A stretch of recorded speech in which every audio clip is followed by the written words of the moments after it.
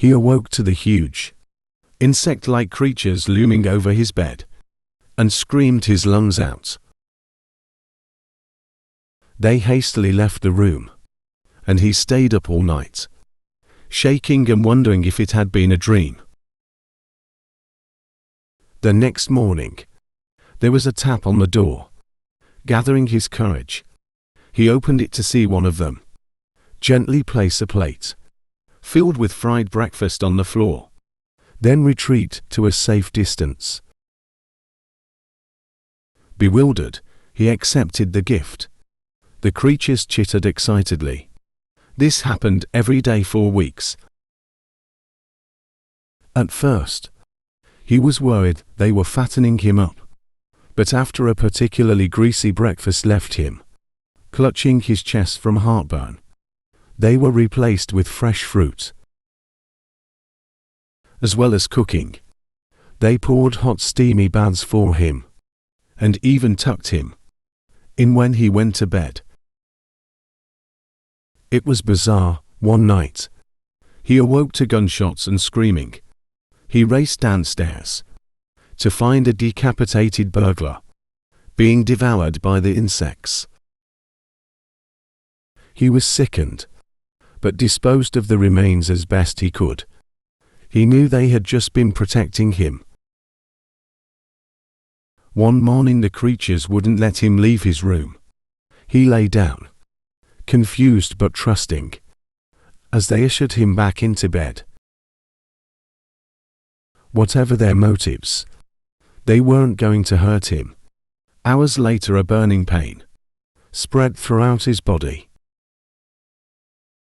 It felt like his stomach was filled with razor wire. The insects chittered as he spasmed and moaned. It was only when he felt a terrible, squirming feeling beneath his skin that he realized the insects hadn't been protecting him. They had been protecting their young.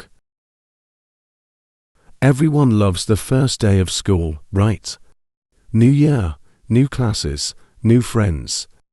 It's a day full of potential and hope, before all the dreary depressions of reality show up to ruin all the fun. I like the first day of school, for a different reason, though. You see, I have a sort of power. When I look at people, I can sense a sort of awe around them. A colored outline based on how long that person has to live.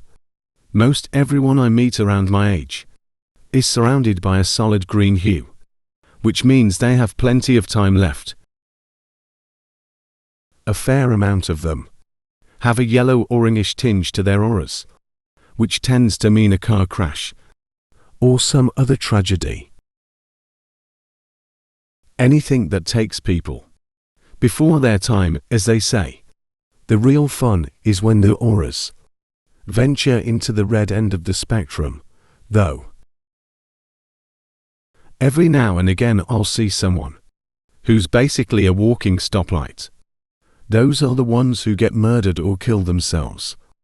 It's such a rush to see them and know their time is numbered. With that in mind, I always get to class very early, so I can scout out my classmates' fates. The first kid who walked in was basically radiating red.